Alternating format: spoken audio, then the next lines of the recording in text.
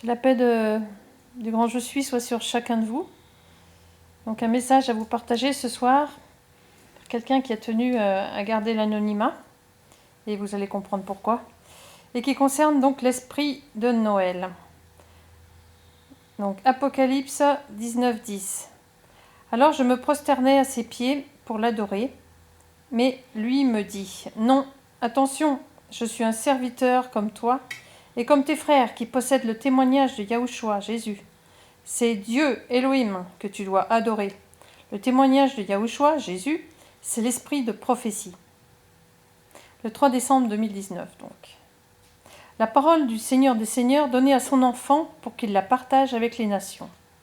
Enfants insensés, vos temps de célébration païenne vont bientôt s'achever. Vos chansons à manger, à boire et à être merry, comme Merry Christmas, c'est une corruption, comme toutes vos fêtes païennes. Comme vous aimez renommer votre mal avec des mots intelligents et séduisants. Des mots qui semblent bénis et pleins de paix. Ils ne sont pas enracinés dans votre obéissance à moi. Cherchez mon cœur, ne suivez pas l'homme. Je vous ai dit maintes et maintes fois de chercher d'abord mon royaume et ma justice, et tout vous serait donné en plus. Pourtant, vous vous êtes convaincus vous-même que vous n'êtes pas du monde et que les règles du monde ne s'appliquent pas à vous. Est-ce que c'est votre dernière réponse ?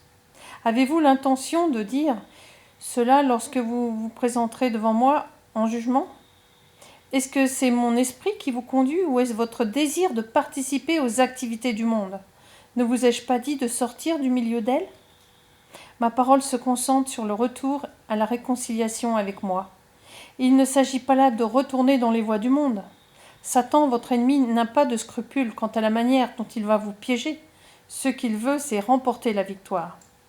Considérez la raison pour laquelle il y a tant de colère et de division parmi ceux qui s'appellent eux-mêmes par mon nom, quand toute conversation qui laisse entendre que Noël n'est pas de moi suscite la controverse et enflamme les hommes.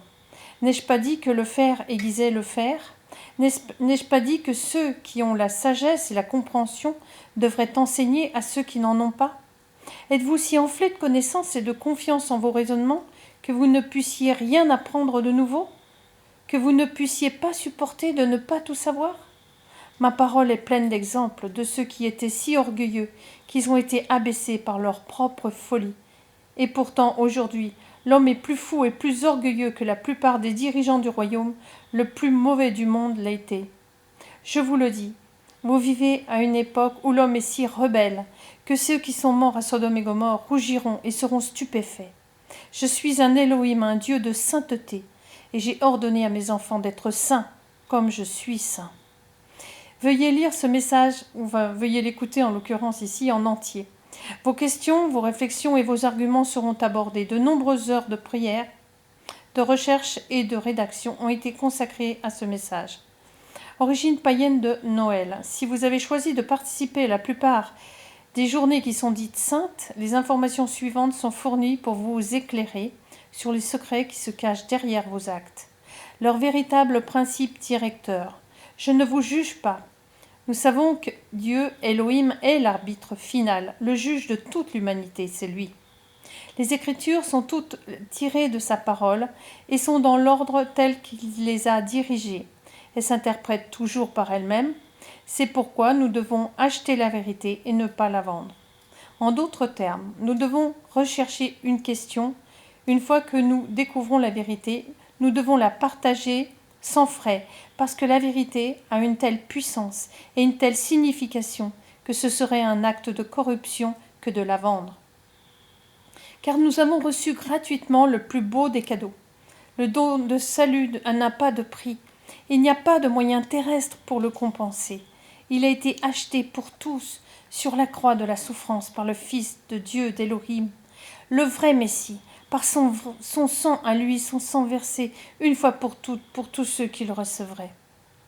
Beaucoup n'ont pas reçu d'enseignement et ne se rendent même pas compte que certains groupes chrétiens, principalement les puritains, qui ont émigré d'Europe vers l'Ouest, au Canada et aux États-Unis il y a plusieurs siècles, étaient en partie persécutés parce qu'ils refusaient de célébrer le solstice d'hiver, les rituels de Noël, le rituel de fertilité, Ishtar, renommé aussi dans la fête des Pâques, nom de la Pâque, et la Saint-Valentin. Noël a vu le jour dans l'Antiquité, il y a plusieurs millénaires, pour célébrer la victoire de Nimrod. En fait, selon la légende, Elohim, Dieu, poursuivait Nimrod, un puissant et méchant roi du Moyen-Orient, qui persécutait les disciples d'Elohim, de Dieu. Et il a trébuché sur une souche, saignant abondamment. On prétendait que son précieux sang, versé sur cette souche, avait fait repousser cet arbre mort. Aujourd'hui, nous l'appelons sapin, arbre touffu dans la parole, et nous allons dans les bois et coupons cet arbre, le plaçant dans nos maisons, où nous nous inclinons devant ce symbole de Nimrod, alors que nous retirons les cadeaux que nous donnons aux autres pour célébrer Nimrod. Beaucoup d'érudits voient dans sa légende la vie éternelle, une corruption du message du Messie. Ainsi, notre Sauveur Rédempteur a été pendu au bois. Galates 3,13. Le Messie nous a rachetés de la malédiction de la loi en devenant lui-même malédiction, car il est écrit « Maudit est tout homme qui est pendu au bois ». Nimrod est aussi souvent mentionné dans le monde profane, en particulier chez les païens comme un chasseur, Orion, Diana, Artémis, poursuivant, prédateur, fauconnier, chasseur de cerfs, traqueur et meurtrier. De qui parle la Bible quand elle parle de celui qui cherche qui il va dévorer, celui qui veut tuer le corps ? 1 Pierre 5,8. Soyez sobres, veillez, votre adversaire, le diable, comme un lion rugissant, rôde autour de vous, cherchant qui il pourra dévorer. S'il vous plaît, demandez-vous pourquoi nous nous réjouissons et choisissons de célébrer et de partager avec les enfants l'histoire d'un gros homme en costume rouge qui s'appelle la visite de Santa Claus chez nous, aussi connu sous le nom du Père Noël. Santa Claus n'est-il pas intéressant que l'anagramme du Père Noël, mais Santa, soit Satan, et Claus, quelqu'un qui d'autre est aussi une image bien connue, représentée dans tous les costumes rouges. Le seul que j'ai vu en vedette, c'est Satan. Il préfère le titre d'ange de lumière, comme certains païens l'appellent, et Lucifer, la fausse lumière que les francs-maçons enseignent, adorent et suivent. Donc ces biscuits dans l'assiette à côté du lait, ce sont les petits gâteaux cuits par les enfants. Jérémie 7, 18. L'assiette, le lait et les biscuits, donc les gâteaux, sont tous des symboles de jeunesse, d'immaturité et d'ignorance. Satan aime se moquer des chrétiens dans leur ignorance, en faisant en sorte qu'ils le cernent, en vous poussant à participer à l'adorer, parce que vous avez volontairement participé à ces festivités, vous avez ouvert la porte à ces attaques. Pour avoir une situation similaire, lisez Josué 7 et 8, en vous concentrant sur la désobéissance du péché d'un homme, Akan, qui a causé la défaite de Josué et de ses hommes contre Haï. N'utilisez pas l'excuse que ce n'est pas le même jour saint, le bois utilisé par les sorcières et les sorciers pour leurs baquettes afin de placer les malédictions, que celui qu'ils célèbrent les 21 et 22 décembre au solstice d'hiver. Certains commencent en fait aussi leurs ténébreuses activités dès le 19 décembre et les termitent le 26 décembre. Et ça, vous pouvez le trouver en ligne et dans d'autres sources si vous les cherchez. Donc selon la catégorie, leur pratique comprend le viol d'enfants et l'utilisation de sang humain ou de sang animal pour symboliser le sang versé par Nimrod. Cette effusion de sang se fait au prix de la vie de la victime. Il peut y avoir plus d'une victime par groupe pendant cette semaine dite sainte. À Noël, l'humain qui est sacrifié est un bébé. Certains diront que ce n'est pas Noël pour eux. Considérez ceci. Qui Hérode cherchait-il à tuer ? L'enfant Jésus, l'enfant Yahushua. Le fils d'Élohim, de Dieu, était la cible. L'engagement d'Hérode conduisit au massacre de nombreux enfants, alors qu'il cherchait à tuer le roi qui, selon lui, allait prendre son trône. Ce massacre se poursuit plus de 2000 ans plus tard. Satan est si intelligent que la plupart des chrétiens se contentent de répondre par les mots « Oh, Jésus est la raison de la saison !» et ne se soucie pas des paroles des Écritures, ni même de la vérité la plus profonde qui se trouve en elles. Non, ce temps de calendrier est une célébration qui existe depuis des milliers d'années avant la naissance de notre Messie. En fait, d'après les Écritures et d'autres textes, on nous dit que les bergers gardaient leurs troupeaux. Cela se produit 2 fois par an, lorsque les brebis donnent naissance à leurs petits. Donc ces périodes se produisent au printemps ou à l'automne, mais pas en hiver. Satan contrefait tout ce que fait notre Messie. Cette image continue à dépeindre le disciple du Sauveur et le Messie lui-même, l'agneau d'Élohim, de Dieu. 2 Pierre 3, 15, 18. Et estimez que la patience de notre Seigneur des Seigneurs est salut, comme notre bien-aimé frère Paul aussi vous a écrit selon la sagesse qui lui a été donnée, qu'il le fait aussi dans toutes ses lettres, où il parle de ces choses, parmi lesquelles il y en a de difficiles à comprendre, que les ignorants et les mal affermis tordent, comme aussi les autres Écritures, à leur propre destruction. Vous donc, bien-aimés, sachant ces choses à l'avance, prenez garde, de peur qu'étant entraînés par l'erreur des pervers, vous ne veniez à déchoir de votre propre fermeté, mais croissez dans la grâce et dans la connaissance de notre Messie et Sauveur, Yahushua, Jésus-Christ. À lui la gloire est maintenant et jusqu'au jour d'éternité. Amen. Proverbe 25:2. La gloire d'Élohim, de Dieu, est de cacher une chose, et la gloire des rois est de sonder une chose. Proverbe 23:23. Achète la vérité et ne la vends pas, la sagesse et l'instruction et l'intelligence. Hébreux 5:10-12. Étant salué par Élohim, Dieu souverain sacrificateur selon l'ordre de Melchizedek, au sujet duquel nous avons beaucoup de choses à dire et qui sont difficiles à expliquer, puisque vous êtes devenus paresseux à écouter, car lorsque vous devriez être des docteurs, vu le temps, vous avez de nouveau besoin qu'on vous enseigne quels sont les premiers rudiments des oracles d'Élohim, de Dieu, et vous êtes devenus tels que vous avez besoin de lait et non de nourriture solide. 1 Timothée 4:1. Or, l'Esprit dit expressément qu'au dernier temps, quelques-uns apostasieront de la foi, s'attachant à des esprits séducteurs et à des enseignements de démons. Jean 10, 7-10. Yahushua, Jésus, donc leur dit encore, en vérité, je vous dis, que moi je suis la porte des brebis. Tous, autant qu'il en est venu avant moi, sont des voleurs et des larrons, mais les brebis ne les ont pas écoutés. Moi je suis la porte. Si quelqu'un entre par moi, il sera sauvé. Et il entrera, il sortira, et il trouvera de la pâture. Le voleur ne vient que pour voler et tuer, et détruire. Moi, je suis venu afin qu'elles aient la vie, et qu'elle ait en abondance. Quelqu'un se rappelle-t-il comment les gens de Babel ont construit ce temple, cette tour vers le ciel ? C'était un acte orgueilleux d'architecture et d'unité, une rébellion contre le Créateur. Ils ont choisi de ne pas se disperser, contrairement aux consignes qui leur avaient été données. Et Alexandre le Grand entra et conquit les royaumes de Nimrod. Michée 5, 5, 7. Et lui sera la paix. Quand l'Assyrien entrera dans notre pays, et quand il mettra le pied dans nos palais, nous établirons contre lui 7 pasteurs et 8 princes des hommes. Et ils ravageront le pays d'Assyrie avec l'épée, et le pays de Nimrod dans ses portes. Et il nous délivrera de l'Assyrien quand il entrera dans notre pays, et qu'il mettra le pied dans nos confins.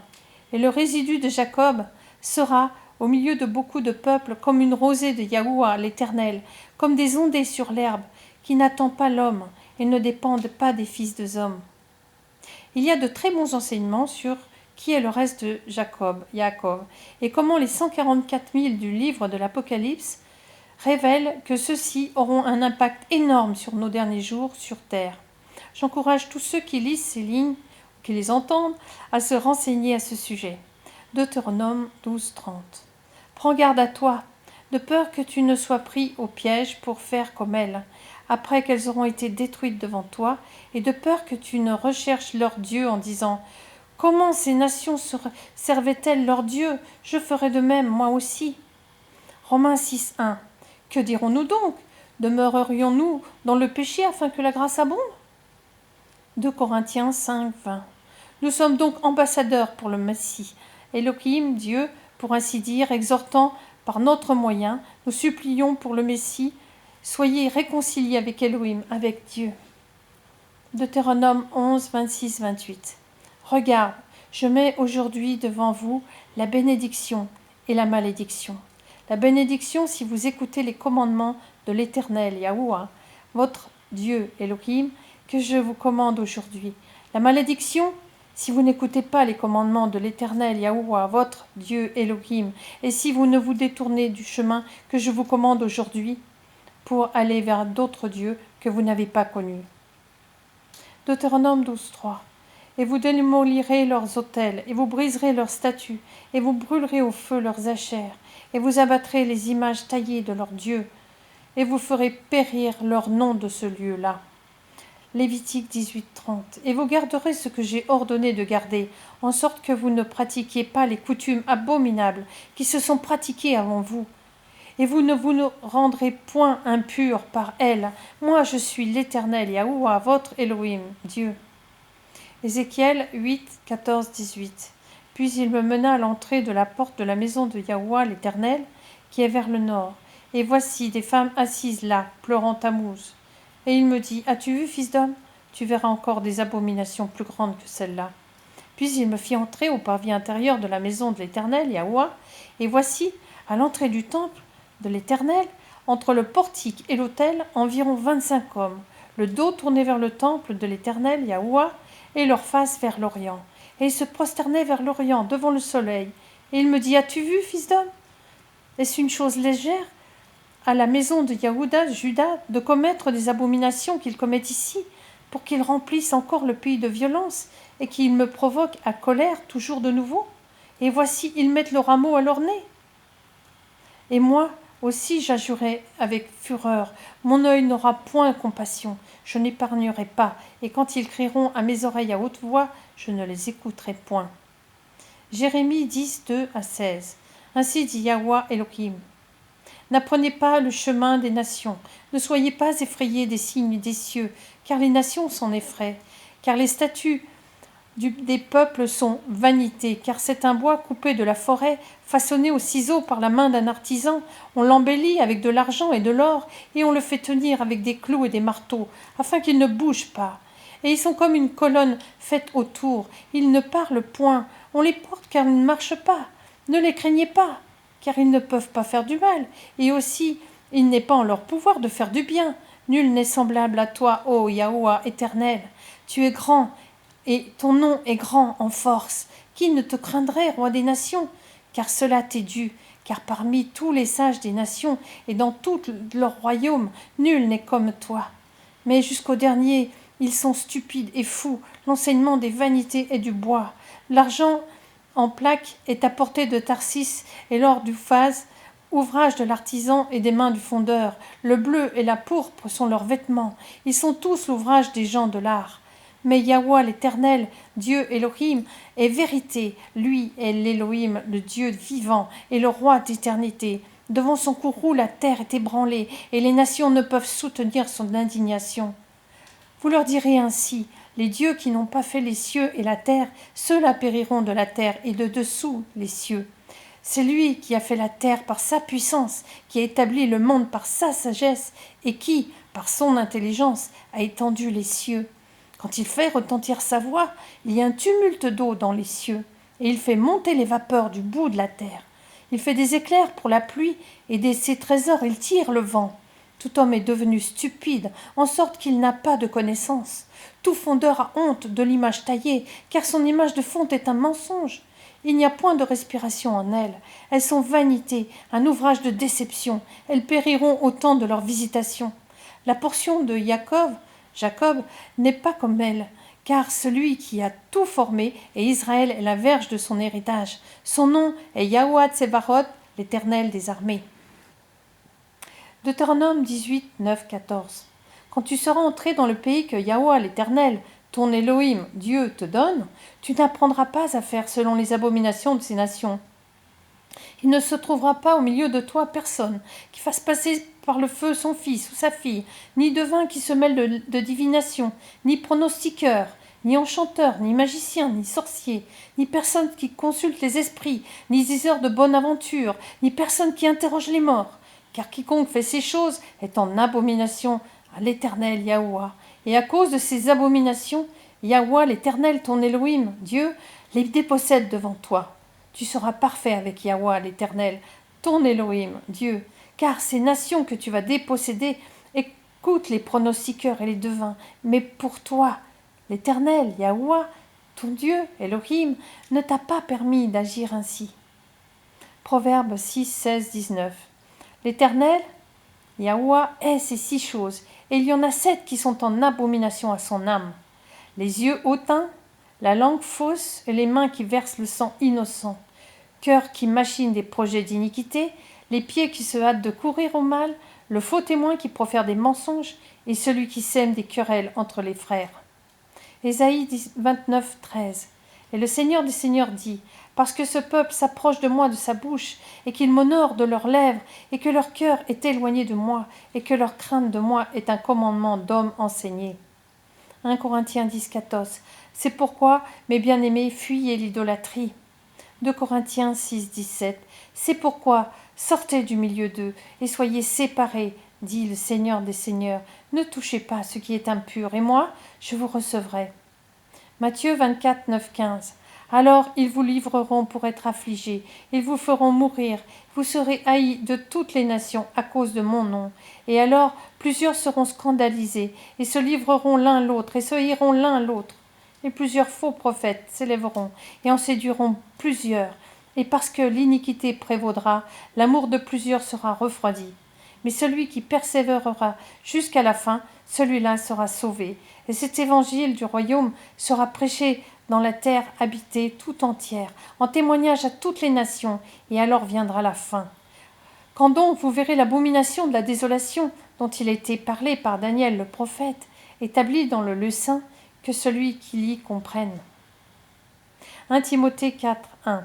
Or l'Esprit dit expressément qu'au dernier temps, quelques-uns apostasieront de la foi, s'attachant à des esprits séducteurs et à des enseignements de démons. Philippiens 3, 3.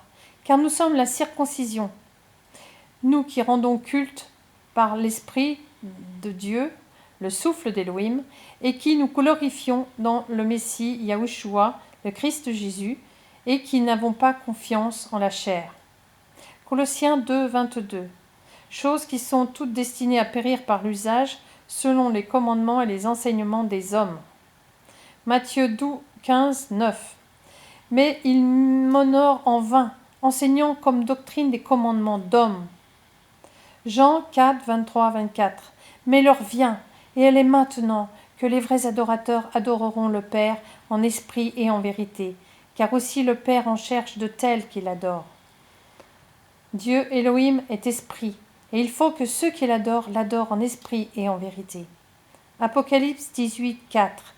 Et j'ouïs une autre voix venant du ciel, disant, sortez du milieu d'elle, mon peuple, afin que vous ne participiez pas à ses péchés et que vous ne receviez pas de ses plaies. Jean 8, 31, 32. Yahushua, Jésus, donc, dit aux Juifs qui avaient cru en lui, si vous persévérez dans ma parole, vous êtes vraiment mes disciples, et vous connaîtrez la vérité, et la vérité vous affranchira. Hébreux 5, 10, 12. Étant salué par Elohim, Dieu, souverain sacrificateur selon l'ordre de Melchitsédek, au sujet duquel nous avons beaucoup de choses à dire et qui sont difficiles à expliquer, puisque vous êtes devenus paresseux à écouter. Car lorsque vous devriez être des docteurs, vu le temps, vous avez de nouveaux besoins qu'on vous enseigne quels sont les premiers rudiments des oracles d'Elohim, de Dieu, et vous êtes devenus tels que vous avez besoin de lait et non de nourriture solide. Donc pour conclure, notre Père céleste connaît votre cœur. Cela n'a pas pour but d'offenser ou de blesser qui que ce soit. Je ne voulais absolument pas écrire ou poster ceci, et le Père céleste, le créateur de toutes choses, a été clair que je devais le faire, cela de manière indiquée. Donc c'est de l'abondance du cœur dont la bouche parle. Et Matthieu 12, 34 nous dit, race de vipères, comment pourriez-vous dire de bonnes choses, mauvais comme vous l'êtes, car c'est de l'abondance du cœur que la bouche parle. Si quelqu'un est contraint d'attaquer ce message, souvenez-vous que le Père voit tout et c'est tout. Nous devons rendre compte de chaque parole que nous prononçons. Matthieu 12, 36. Je vous le dis, au jour du jugement, les hommes rendront compte de toute parole vaine qu'ils auront proférée. Le Père m'a dit que je devais partager mon témoignage ici. J'ai été élevée par des satanistes. J'ai vu des enfants que je connaissais et parfois que je ne connaissais pas être sacrifiés à Noël. J'ai aussi été violée sexuellement à chaque célébration, quand j'étais très jeune. Dans certains de ces moments, ce n'était pas qu'une seule fois pendant ce jour de fête, par un homme qui portait un costume de Santa, Satan, Klaus, Père Noël. Et au fil des ans, j'ai continué à être maltraitée. Mais plus tard, c'est mon propre fils qui a été sacrifié. Et quand j'ai été sauvée, donc une très longue histoire en soi, j'ai refusé de fêter Noël. Après avoir été harcelée, même intimidée par des chrétiens qui étaient fermement enracinés dans cette tradition de l'homme, Elohim, Dieu m'a appelée. Ce n'est pas un groupe ou un enseignement d'un homme. Ce fut la Roi HaKodesh, l'Esprit Saint, qui m'a donné de nombreuses heures d'information et m'a dirigée vers les Écritures énumérées, et plus encore. Je suis inébranlable dans l'obéissance et ce qu'on m'a enseigné. Ne présumez pas que je suis impliquée dans un enseignement d'un groupe, car j'ai été séparée de toute confession et de tout groupe fraternel. Le Père ne m'a pas dirigée vers une communauté. Ainsi, je passe mon temps avec lui, et si cela vous dérange, veuillez en discuter avec lui. Je suis toujours en communion avec les vrais croyants, mais comme certains l'ont expérimenté, ils deviennent plutôt rares dans certaines régions. Ma ville et ma communauté religieuse servent le Dieu de la contrefaçon, et je ne permets pas que la pratique de ce jour de fête m'empêche de fraterniser avec d'autres, à moins qu'on ne me dise de ne pas le faire. Donc voilà le message. Que la paix du grand je suis soit sur vous. Et c'est vrai, Père, je te prie qu'il y ait beaucoup de gens qui comprennent la teneur de ce qui est dit ici, par cette personne. Merci pour ta haute protection, pour le sang précieux de l'agneau, sur ce message, sur la personne qui l'a délivré, et sur moi et ma famille, et sur tous ceux qui l'écoutent. Et soyez grandement bénis. C'est vrai qu'il est temps de sortir de Babylone.